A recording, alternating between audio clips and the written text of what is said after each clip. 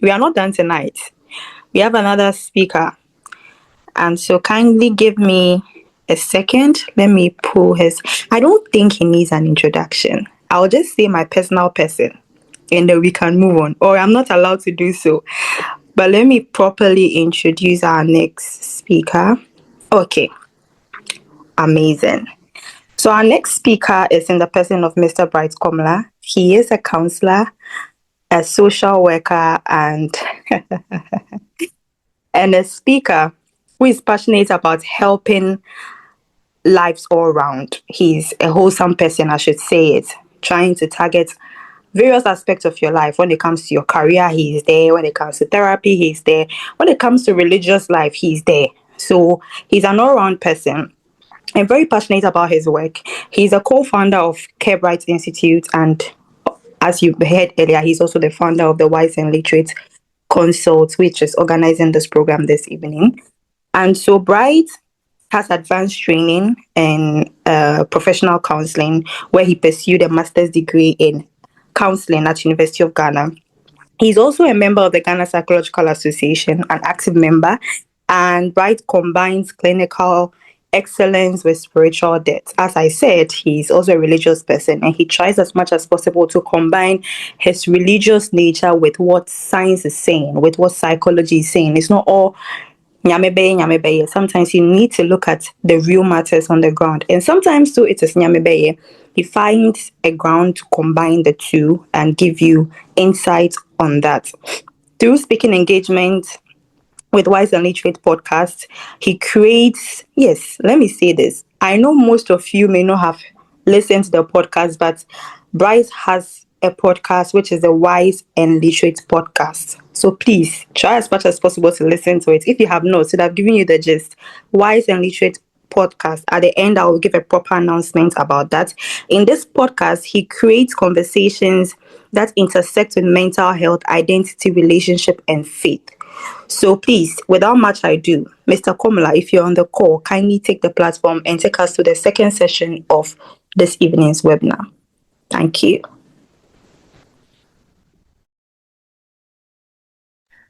Okay, I hope you can see me, and I hope you can hear me. Yes, we can see you, we can hear you. Okay. All right, so I'm sharing my screen. Is it visible to all?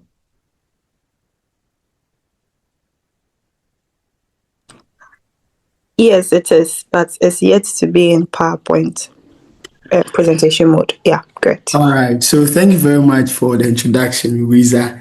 Thank you, Godwin, for the fantastic intro. I'm always excited to listen to you, and it's a blessing. I didn't know you are a feminist. Thank you for joining the train. Welcome to the Feminist Club. Interesting to have you. So, I think Godwin has set the tone. He has given us a very beautiful foundation. I would have loved him to maybe let me find out. Godwin, can you read the story again for us for our participants who couldn't join from the beginning? I don't know if it's possible on your end to. Okay, sir. Yeah, I think Okay. I loved it. So yeah. Yes, sir. Okay, so this is the story. Amma had always dreamed of becoming a lawyer. From Legon to law school, she pushed through financial hardship, long nights, and endless exams. During her national service, she met Kofi, kind, prayerful, and ambitious. They fell in love. A year later, Amma received an offer to pursue a master's degree abroad with scholarship. It was her breakthrough moment. But Kofi said, "If you leave, what happens to us? Can't you stay so we can settle down? My mother is always asking when we will marry." Amma began shrinking her dreams to fit the relationship. She told herself, love is sacrifice. So she declined the offer. 5 years later, she was married, but very restless. Every time she saw someone argue a case on TV, something inside her whispered, that could have been you. She loved her husband, but she quietly wondered, did I choose love or did I abandon myself? Thank you. Thank you very much, Godwin. This is an incident that keeps happening. This is not the first time these things happen. We find people, even our mothers, our grandfathers can tell us stories. We have grandpas who went to America and never came back again. We have family members who have similar experience, and sometimes it's heartbreaking when you are waiting for your love to come back or to come and pick you. And so tonight we are looking at love or career, how to decide without losing yourself. And I'm coming from a psychological framework for major life decisions. Okay, please a minute. All right. So, in the forms, these are some of your expectations. Some of you, when someone shared that the person would want clear insights to promote better decision making, learn about how to balance love and career, genuine answers. In fact, I love this. The person is looking for genuine answers. The person is looking forward to making the right decision without losing himself, hoping to understand at what point one should think of getting a relationship, considering career. And I think that is great. Now, I want to find out from you, if you had the chance today, which feels more urgent? Is it securing love, securing career, or you feel torn between this? You feel you are between the anvil and the hammer? Because of time, I will not give you the chance to share, but maybe you can drop it in the chat box. Which of them would you choose? Maybe let me do that. Which of them would you choose? You could drop it in the chat box, or maybe let me just take one person, anyone willing to share. If you had the chance to choose today, which of them would you choose? Securing love or securing career? Okay, I think some messages have popped up. Let me see.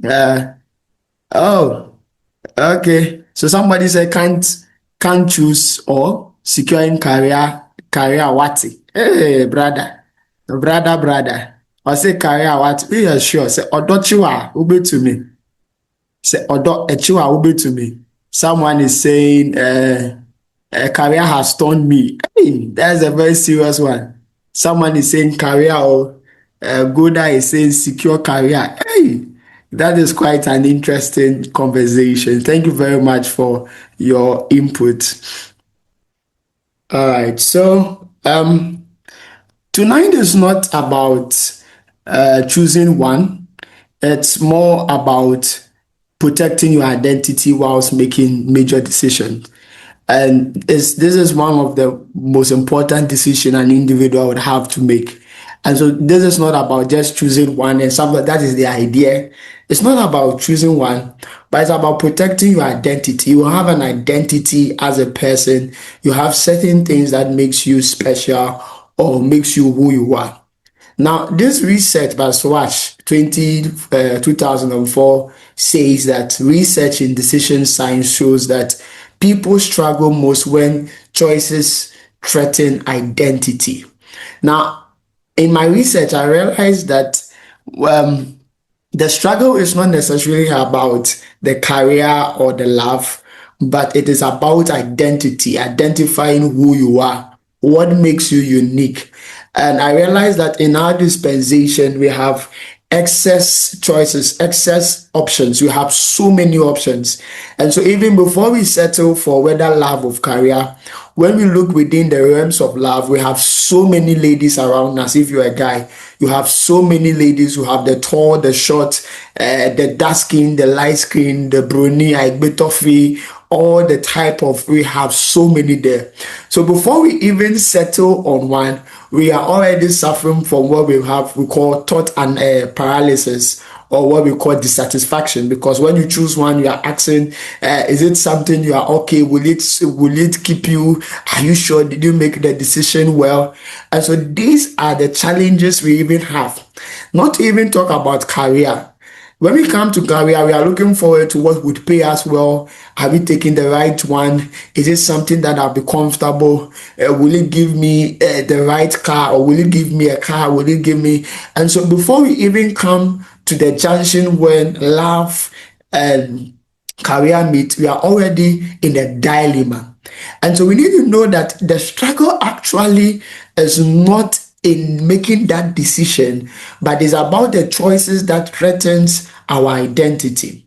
Now, I want to say here, please a minute, let me move this off, okay? I want to say here that this is not just a love versus career issue. It is about belonging versus autonomy.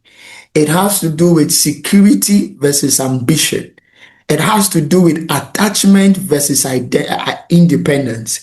And so on the junction of love and career, this is what we are facing. We are facing issues about belonging, issues about autonomy, issues about security, issues of about ambition, issues of attachment, and issues of independence. And so it's not just about love versus career. It has to do with these key ingredients of our life. Now, one key thing we need to know is that psychological well-being, or when we talk about well-being, we are looking at 3 dimensions of well-being, and psychological well-being requires these 3 items. And these 3 items, one has to do with autonomy. Now, an individual's ability to choose freely is an indication that the individual is doing well or has what is called psychological well-being. Now, everybody wants this autonomy.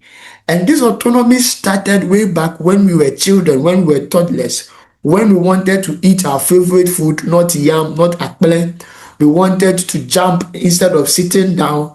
And so at the point when we find ourselves in a situation when our sense of choice is threatened, then our psychological well-being is at the verge of breaking. Now, another has to do with competency, the ability to grow or growing up, and also has to do with relatedness. It has to do with I feel loved and connected. And so psychological well-being has these 3 key components: autonomy, competency, relatedness. And this is one key thing about self-determination, one's ability to make a decision. So when choosing love or career, it has to do with career which feeds your competency, your ability to feel that you are growing, you are making a meaningful contribution to society. That is what our career feeds for us. Now, when we come to love, our love feeds our relatedness. That has to do with our sense of being loved and connected. And every human being, you listening to me, you are desiring a point when you have that wellness, where you are loved, where you feel valued, that you are making a good contribution to society. And so in certain points in our life, we have these struggles, and it is not just about career love. It is about competency. It's about feeling that importance. It's about feeling loved and connected. And as social beings, these are key components of our well-being. And the last aspect about choosing love and career has to do with identity. And our identity brings about or requires autonomy, the ability to make free decision. So if one of these is sacrifice, if career is sacrifice, and it does not go side by side with where we can find love or where we can find identity, then there is distress.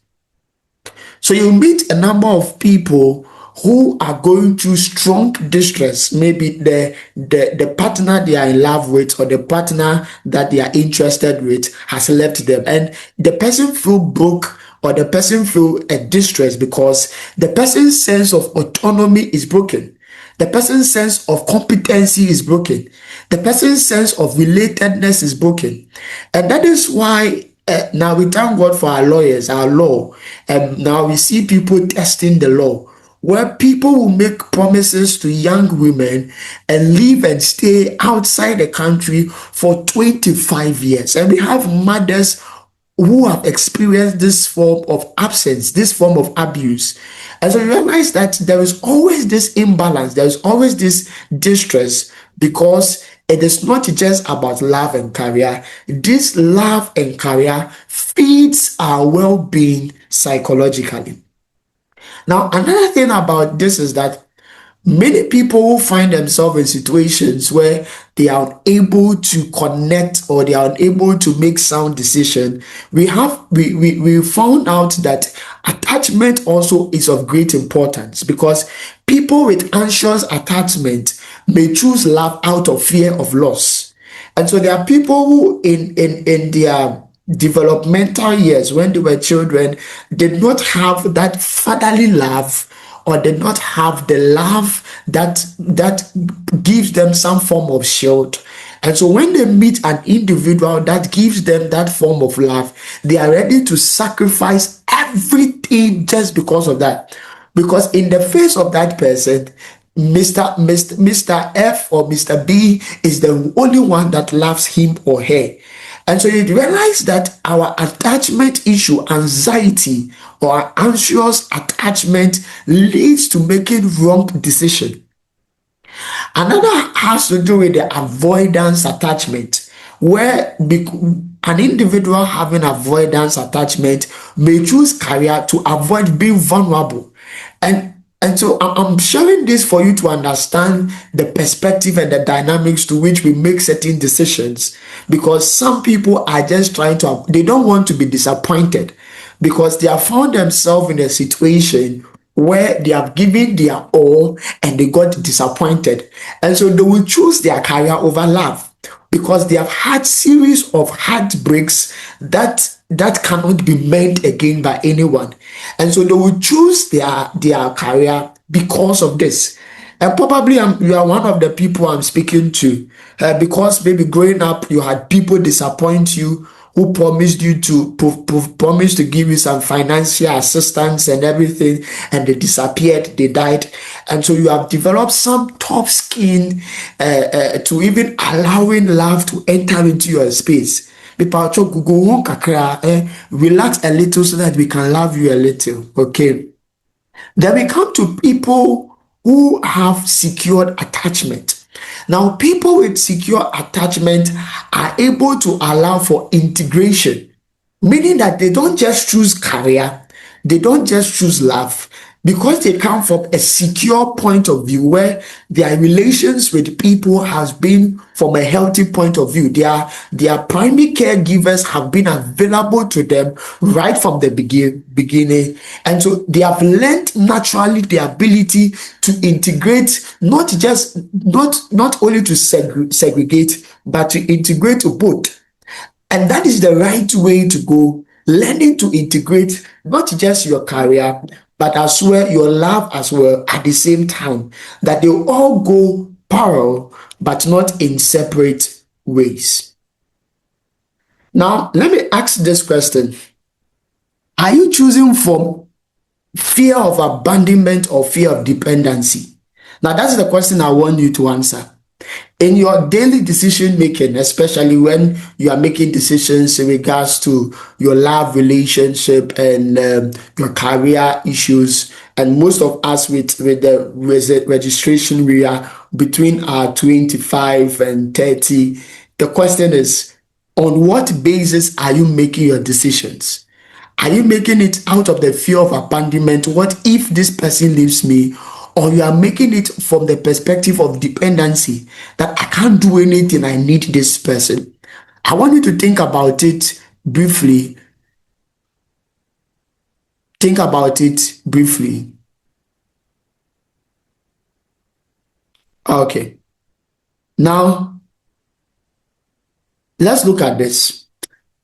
Now, when love and ambition collide, now, research on relationship satisfaction brings to our notice that healthy relationship includes support for each other's dream. So for you to know whether this relationship is healthy, I think my senior colleague Godwin has highlighted this. So for you to know that you are in a healthy relationship where your ambition meets with your love or your need for attachment, you need to ask yourself whether that relationship is supporting your dreams. Are you supporting each other's dreams? Is there emotional responsiveness? Is one being responsive, or one is just withdrawing himself? And you realize that many people are in relationship where it is one-sided. It's just one-sided that is trying to make the relationship work. It is an indication that you are not having a healthy relationship. So one, support for each other's dream. And let me say this: sometimes in the mind of some people, support means that all of you should do the same job. All of you should have the same ambition. Not necessarily, but you have interest in the other partner's dreams, interest in the other partner's ambition. You are there emotionally. When the person needs you, you are there. And the third has to do with shared meaning. What is bringing you together?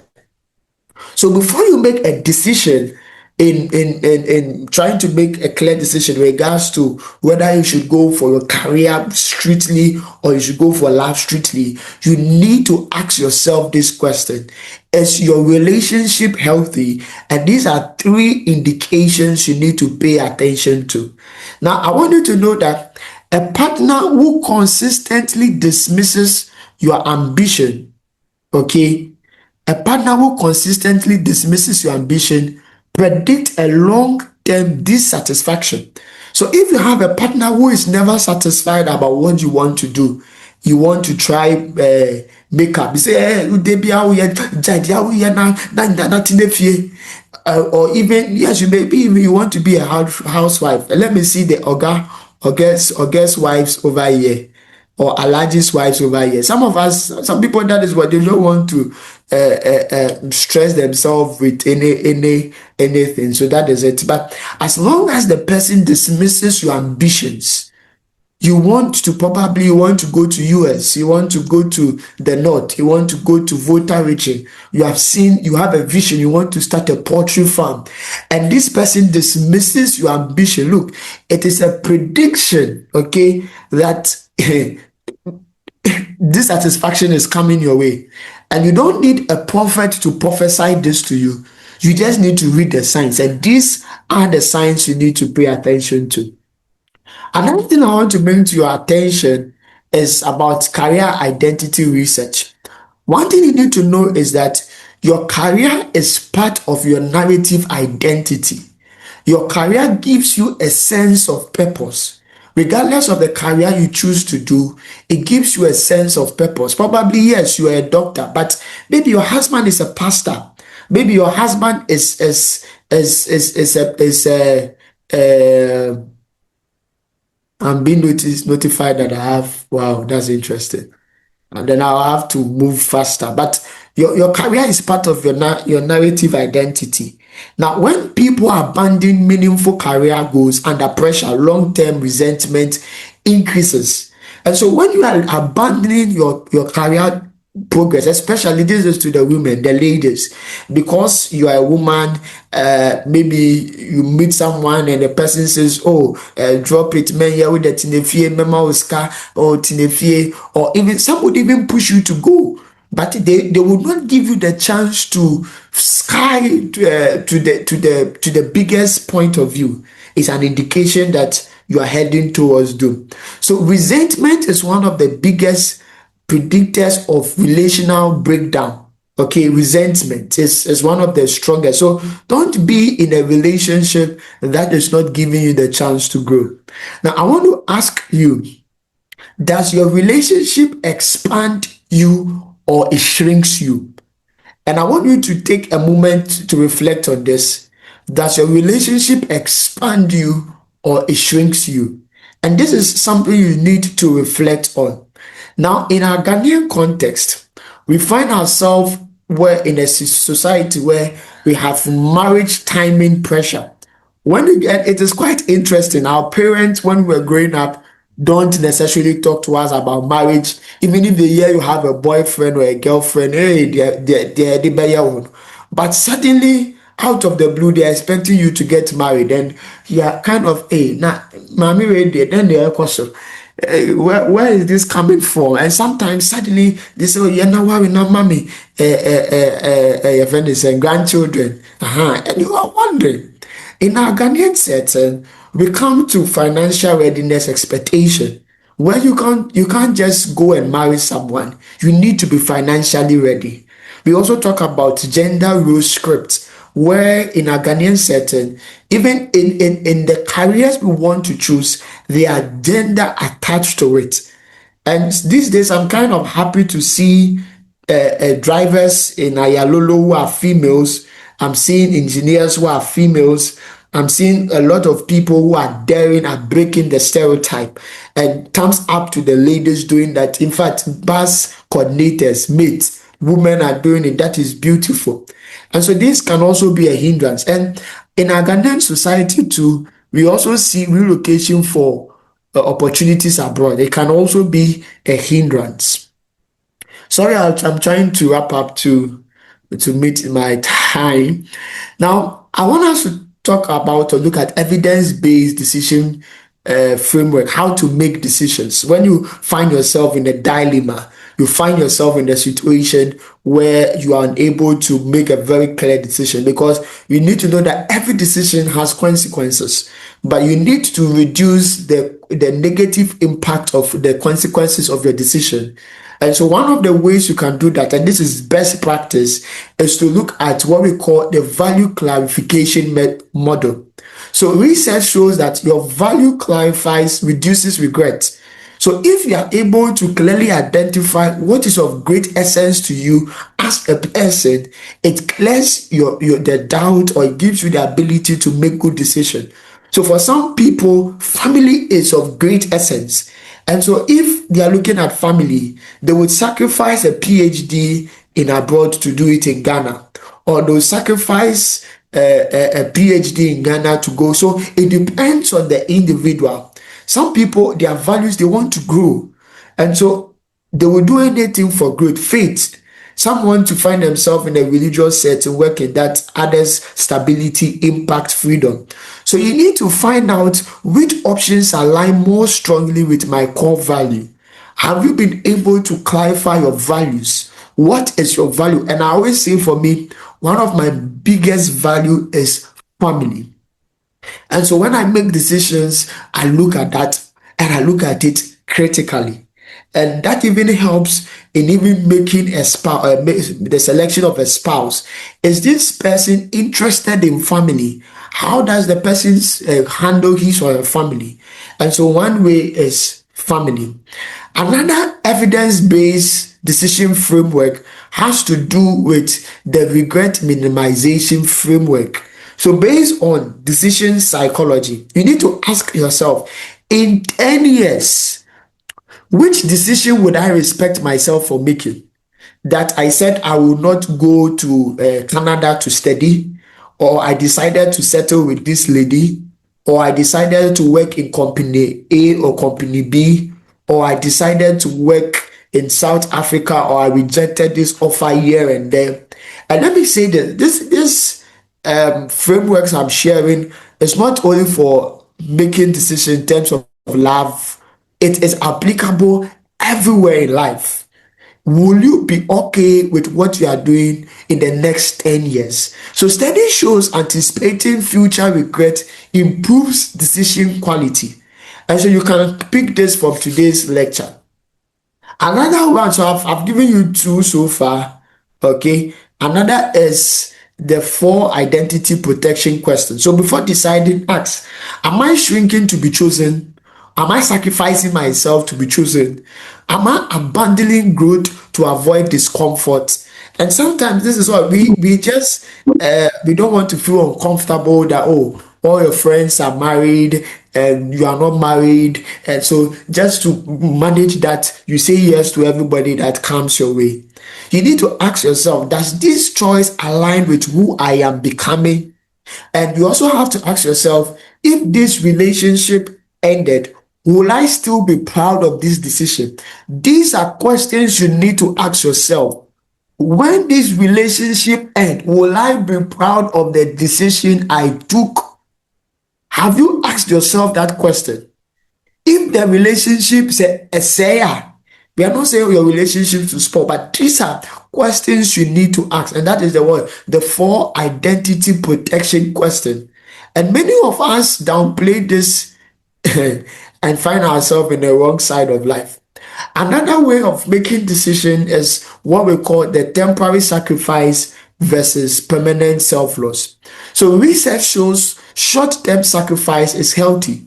So what are the short-term sacrifice? And the short-term sacrifices is let me say is based on individuals.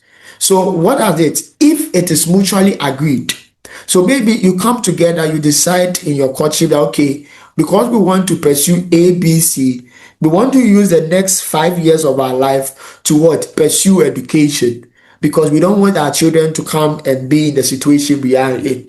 And so it's a mutual agreed situation. Yes, thanks for the notification.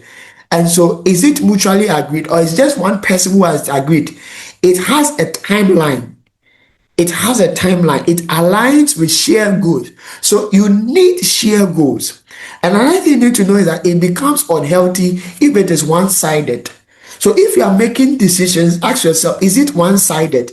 Is it something that one person is doing and the other person think, I the pakone na dream no mono. On the one now who say unko school no me school. Or one now say unko ho me ho. And sometimes this decision making even plays a big role in parenting. When one parent will say, okay, we need to take care of the children. Okay, my salary is good. So you, for the next 6 months, resign and go here. And I know people who have resigned from their jobs in order to attend to certain things of the family. And after 6 months, they apply to a different place or to the same place and they got the job. You need to ask if, it's unhealthy if it is fear driven. Now, to conclude everything, okay, because of time, these are final truth. There is no universal timeline, okay, to how you should manage, but you should know that they are natural or biological clock. However, there's no universal timeline to how you make your decisions. The right partner does not compete with your growth. The right career does not require self-eraser. And you need to know that mature love supports expansion. And so for you to know whether your partner is ready to support you, you should know that the person has mature love. And healthy ambition does not destroy intimacy. So in conclusion, I want you to know that the goal is not to choose love or career. The goal is to choose in a way that you do not abandon yourself. Thank you very much. Thank you very much, Mr. Bright Komla, for that wonderful, wonderful presentation. I picked a thing or two. Let me keep mine. And then I have a question as well, but let me keep my question and put it to the house. Please, it's time for questions, both for Mr. Godwin Amuzu and Mr. Bright Komla. Please, if you have any question, can you raise your hand? And I would locate you to ask your question. Please, let's do this as quickly as possible. We don't have so much time on our hands. So, please, any question? Wonderful. Elizabeth, can you unmute and ask your question? Hello, Lisa. I Hi think dear. some may want to hide their identity so they can send the questions to you directly. Some can also type it in the comment section if they don't want to speak, so we can have diversity. Okay. Thank you very much for that. So please, if you don't want anybody to see that you're asking a question or you're not comfortable, let me put it that way, you're not comfortable, kindly send your questions through the chat box, but directly. So you select my name and then send me a message directly. Or you can just leave it in the chat box if your microphone is not working or you're not comfortable talking on the microphone. Thank you very much, Godwin. Elizabeth, please go ahead if you're ready. Thank you very much for this opportunity. I enjoyed the lecture so much, but I couldn't join early. So please, I'm asking, can how can I get access to the slides and also the recording? Okay. To the best of my knowledge, it will be uploaded on YouTube. So I believe you are on the Wise and Literate platform or the Safe Family Safe Society platform. Are you on any platform related to this, please? Yes, please, the wise and literate. Okay, great. So when it's uploaded, a link will be shared and you can access it on YouTube. Okay. Lucy, Thank I you. want to add that it's quite unfortunate. I will not be sharing my slides. So, when I become a lecturer, I'll be a very wicked lecturer. I'm we, sure government Oh, can relate. Yeah.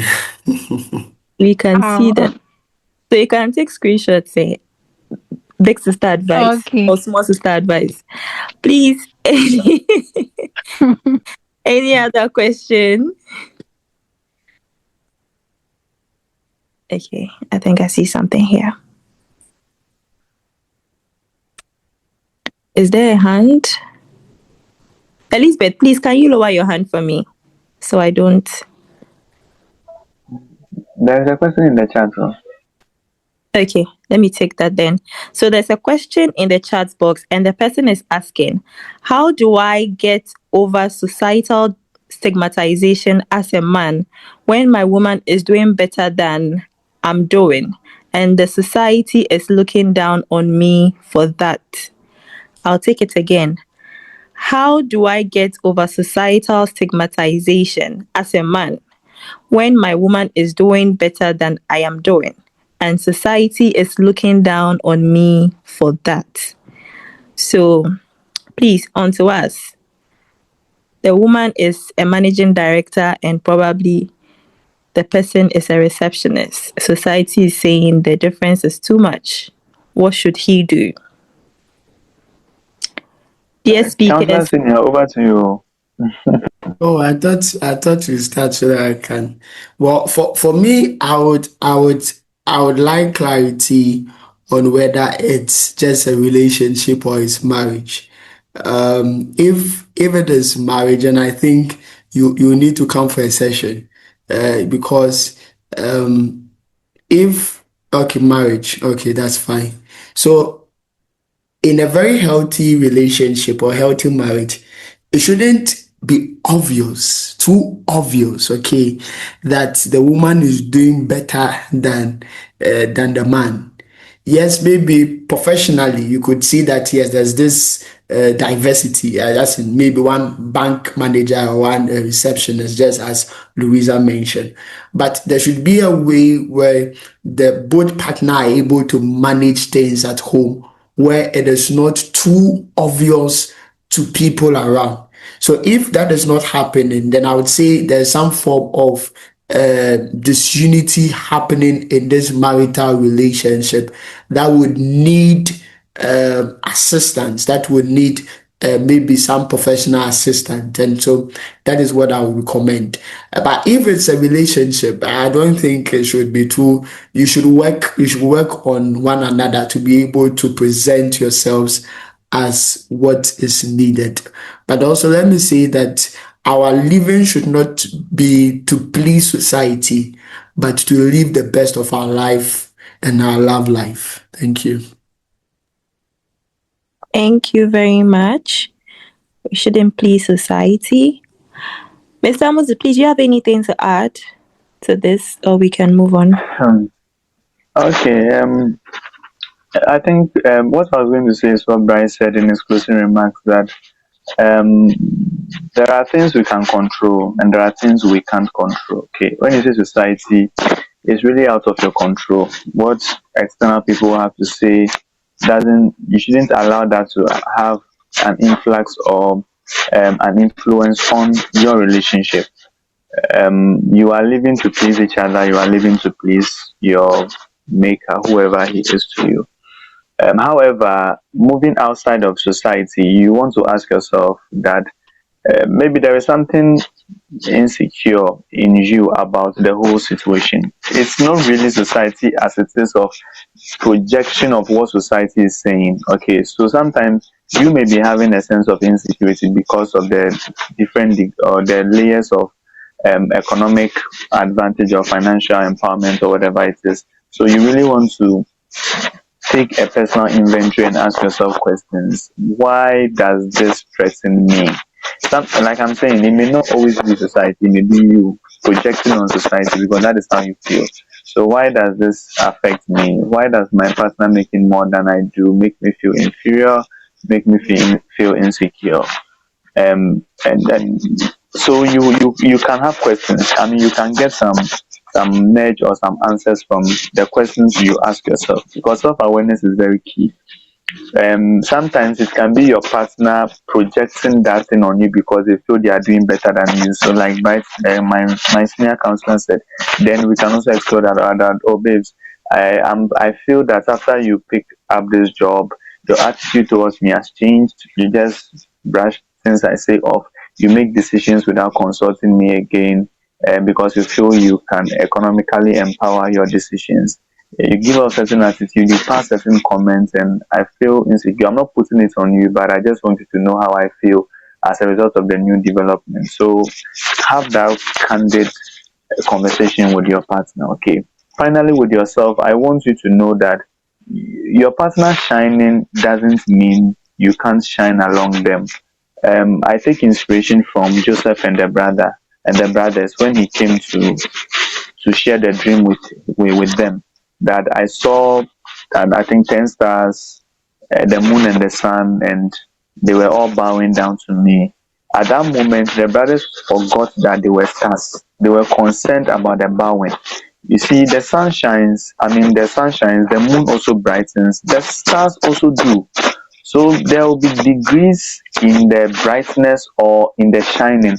However, be comfortable in the fact that at all, I will also shine, or at all, I'm also shining. You don't have to dim your partner's light for your light to shine. If there is anything you forget from this awesome or powerful webinar, don't forget this. I don't have to dim my friend's light. I don't have to dim my partner's light before my light can show. No, we can equally shine together. And when we bring our shining together, then there is a brighter shine.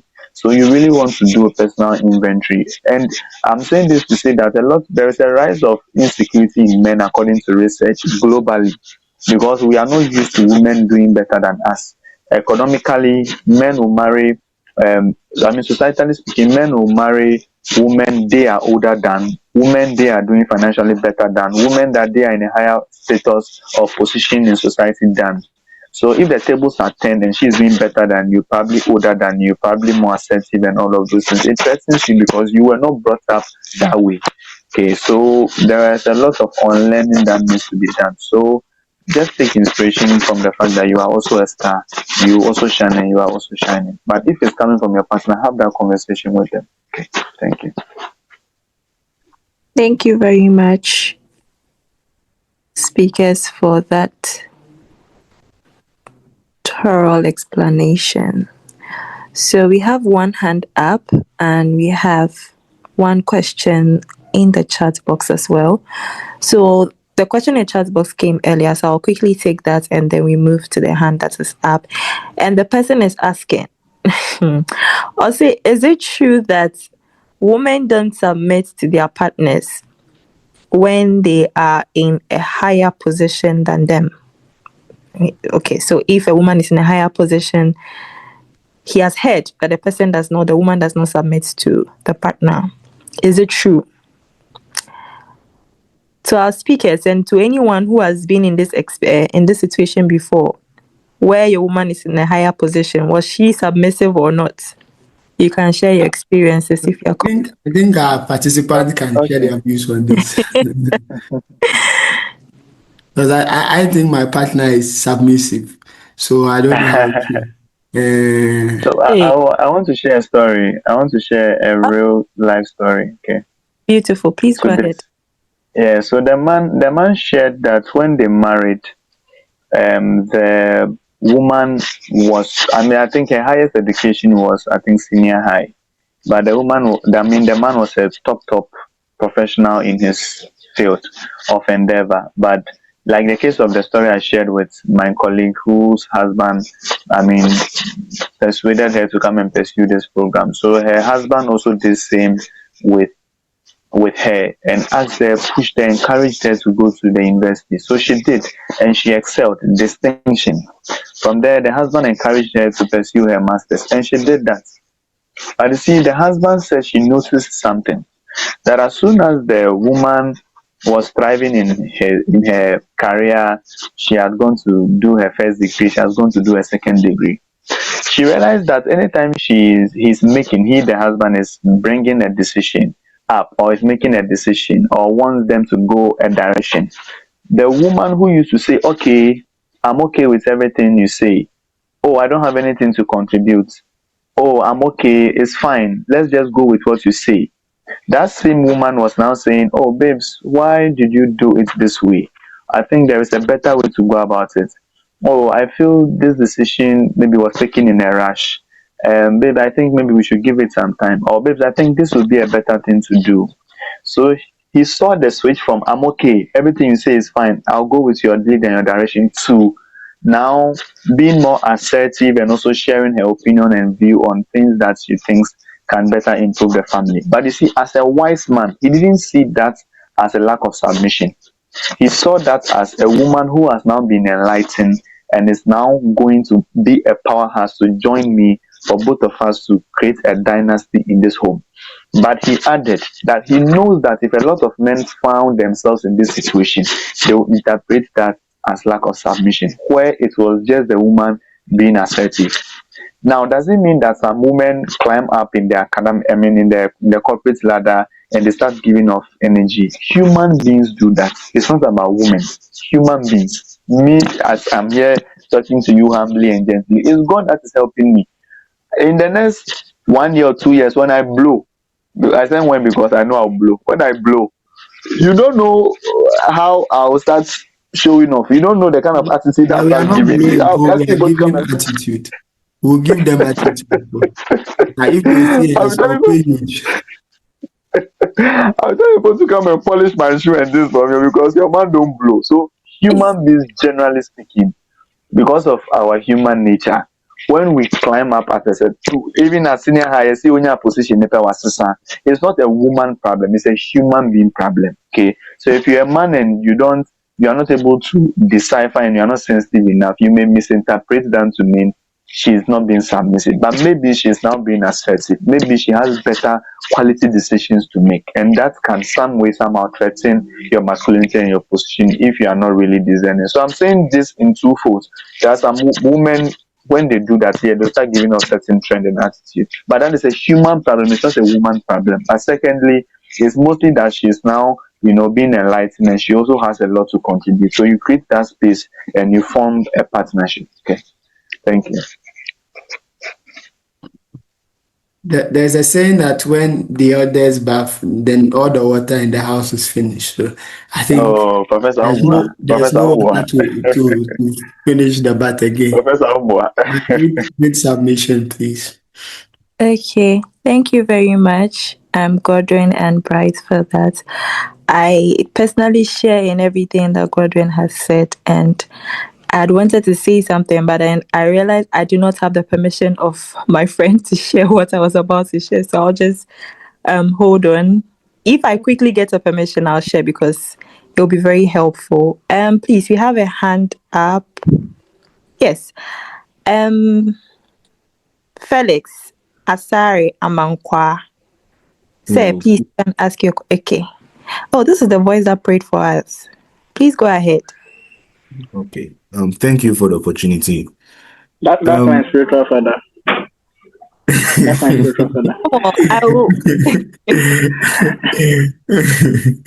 okay, so my question is also on balance. I think from Mr. Bright and Mr. Godwin's presentation, they made mention of you being ambitious, like each party having a conversation about what they want to do, and they pursuing it. But I was thinking, for instance, let's say people, maybe two people who are married, have thought about it. Okay, so you pursue your dreams, I also pursue my dreams. Then they begin to go for it. They are all out for it. Now there is a stage where the balance of they also thinking about the marriage and also building a family and also building that dreams or career or ambition also is also there. So how do you marry the two? Because it can get to a stage where you can be consumed in your ambition and career that you even might forget that you're even married.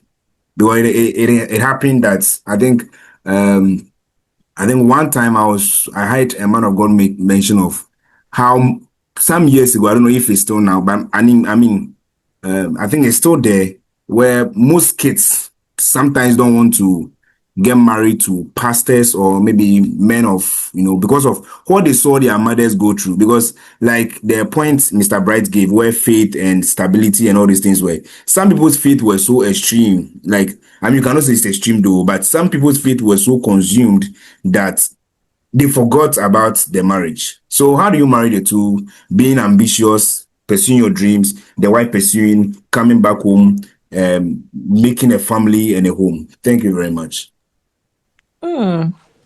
Interesting. Your question has shocked me. People do forget they are married. That means you forgot the whole wedding you did and everything. You forgot about it. Hey, speakers, please. Any answers for Pastor Felix? This one is too heavy for me, so I hand People over the forget they are big married. ones to my boss. So that big one, no, my boss will handle it. Me, I'll take the small questions. Thank you. Hey. Hey.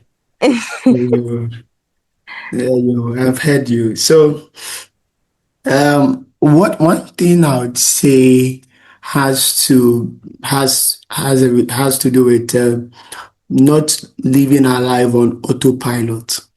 When we are chasing our ambitions and everything, we tend to put our lives on autopilot. When we say autopilot, it's more like everything is moving. We are just going along, and we miss out on very, very important things. I find myself working with people from the different lifespan, from children to older people, and I've come to contact with young people who have so much pain, and you see how their parents are occupied with their ambitions, their goals, that they are unable to celebrate the little victories their children have. And we always say that for children, they are not looking for the money you give them. You can give them 1,000 Ghana cedis, they will take it. But what they are looking forward to is your love, your presence. And that is what they are looking forward to. And that doesn't only affect children. You'd even see that within the marriage, people are so occupied with their ambition that I hope there are no children in this meeting. Their sexual drives are very low. And so they close from work, come home, yes, how are you? I'm fine. Then they sleep, they wake up the next day and they are continuing. And so many of us are living on autopilot. There is a need to be mindful. So you need to do what is called mindfulness. It has to do with moment to moment awareness. As you proceed, you need to ask yourself, it's something you should do periodically. You need to ask yourself, how am I doing? As you need to find yourself how present you are. Because there are people within their relationship. Yes, they are in the relationship. Yes, they are 5 years in the relationship, but they are not being mindful. They are not aware of the moment to moment interactions. And so we need to be aware. And this is very important to do. And one of the ways you can achieve this is when you intentionally ask questions for reflection. You need to pause sometimes and ask yourself questions. So you should have a retreat. So as a person and as a couple, you should always have retreats. By the start of the year, you should have retreat. You should examine yourself. You should block out all the unnecessary engagement, and sit down and ask yourself or reflect on your love journey together. And sometimes joining webinars like this are very helpful.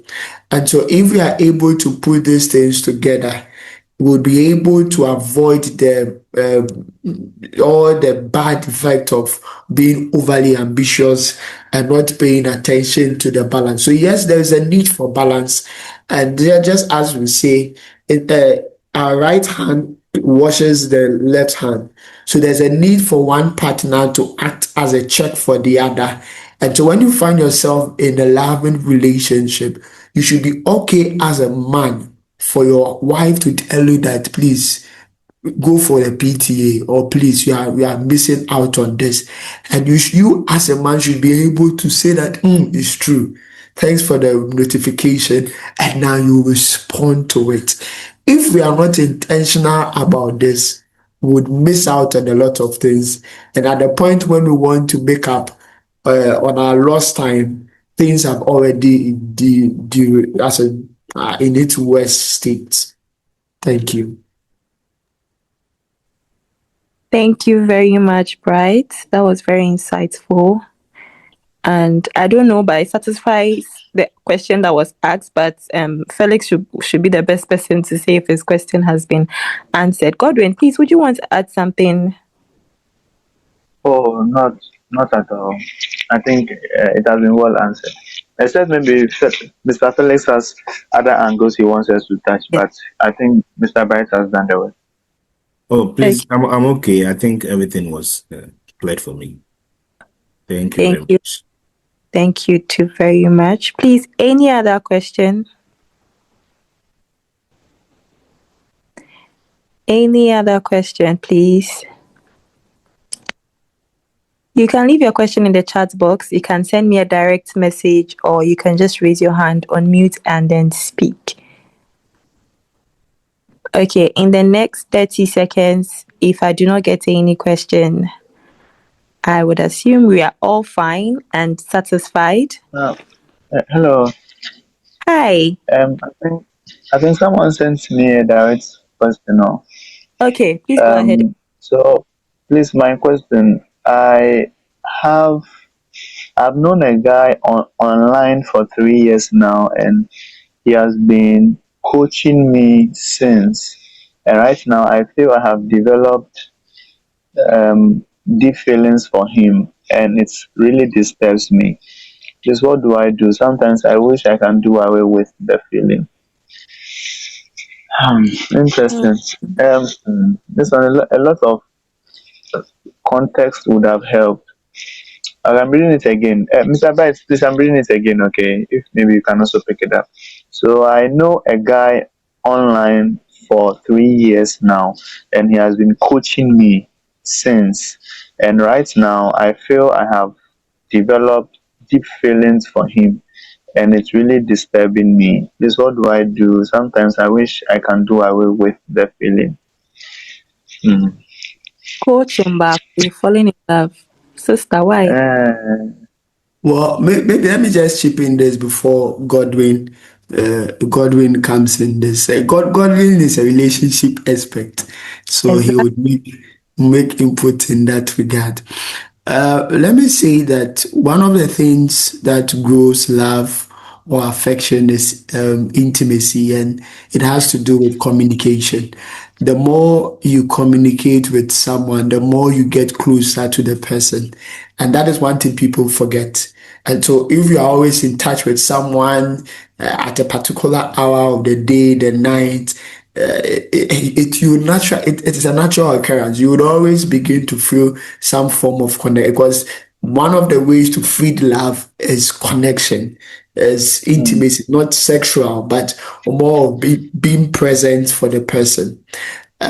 What I can recommend briefly before Godwin comes in is you could use the evidence-based decision framework I gave to you or I shared, and see which of them you can use to make the decision. I would not yes tell you that it's an online person. Don't block the person, because I think in this country and we have seen people like Moses Bliss and the wife, the situation where one person was dancing and someone fell in love, and that was the story. And there was a dance pandemic at a point that everybody decided to dance. So maybe I would also be joining them soon to dance. And so in our dispensation, there are different ways you can find love.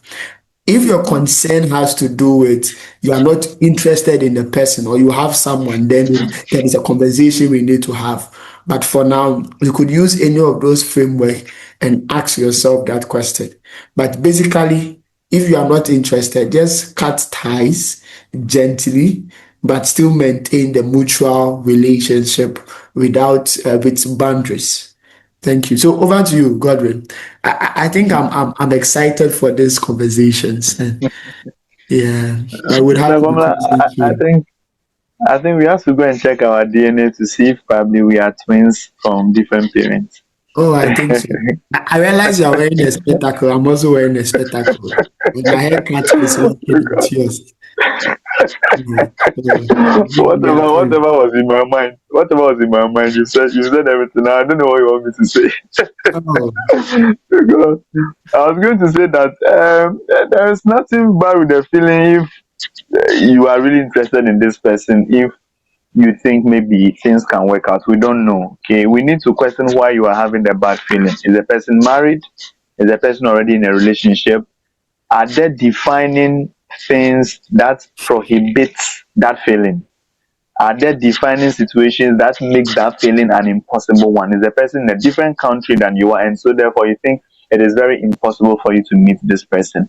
So those factors must be in play. But if genuinely, maybe that feeling can be a message, you will never know. However, if it is the other, I mean, if it is the other situation where you know it's that feeling you're having for the person is not right because of the situation. An example is what I just gave.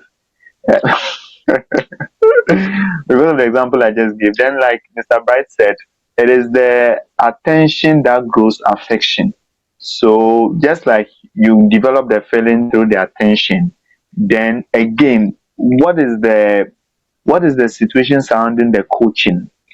Is it something you really need, or is something you can temporarily maybe do away with, or you can put a framework structure around it? All these things must be discussed.